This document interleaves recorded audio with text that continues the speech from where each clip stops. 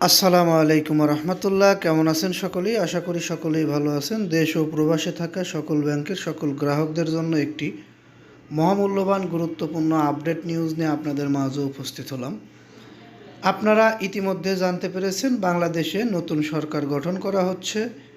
নির্বাচন শেষ, already BNP নতুন সরকার গঠন করছে। নতুন সরকারের সামনে আর্থিক সংস্কার ও খেলাপি ঋণ কমানোর চ্যালেঞ্জ এবং বিশেষ করে একীভূত হয়ে যাওয়া 5 ব্যাংকের গ্রাহকদের অর্থ ফেরতের চ্যালেঞ্জটি নতুন সরকারকে নিতে হবে।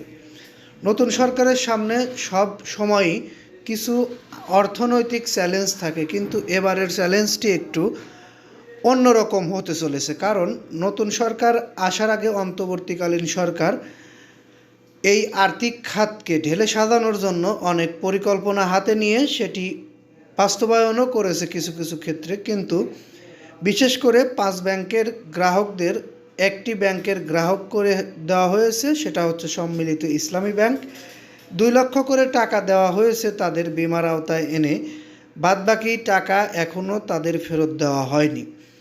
নতুন সরকার এই টাকাগুলো কিভাবে ফেরত দেবে, এই বিষয়গুলো নিয়েই আমরা এখনকার নিউজটি সাজিয়েছি এবং নতুন সরকারের সামনের চ্যালেঞ্জগুলো কিভাবে মোকাবেলা করতে হবে সেই বিষয়গুলো বিস্তারিত এই নিউজের মধ্যে আমরা তুলে ধরব। ধৈর্য সহকারে পুরো নিউজটি শোনার আহ্বান জানাচ্ছি। বিশেষ করে যারা এতক্ষণ নিউজটি শুনলেন বা দেখলেন তাদেরকে বলবো নিউজটিতে একটি লাইক দিয়ে দিবেন, কারণ আপনাদের একটি লাইকের ফলে আমরা পরবর্তীতে এই ধরনের নিউজ তৈরি করতে আগ্রহী হয়ে থাকি। নতুন সরকারের উচিত হবে কি, এই বিষয়ে অর্থনীতিবিদরা কি বলেছেন সেই বিষয়গুলোও উল্লেখ করছি।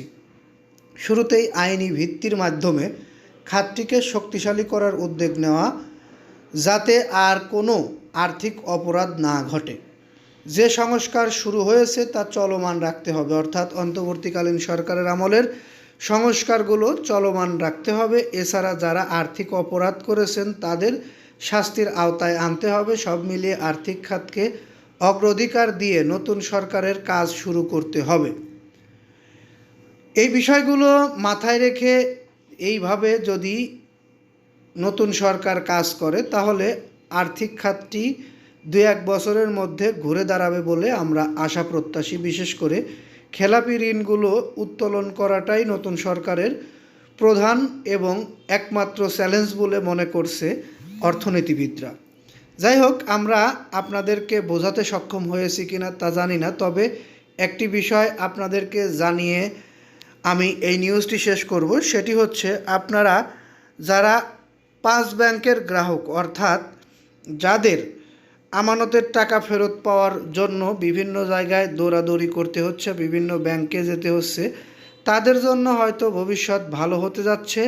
নতুন সরকার এসে আপনাদের আমানতের টাকাগুলো ফেরত দেওয়া শুরু করবে বলে আমরা আশা প্রত্যাশী।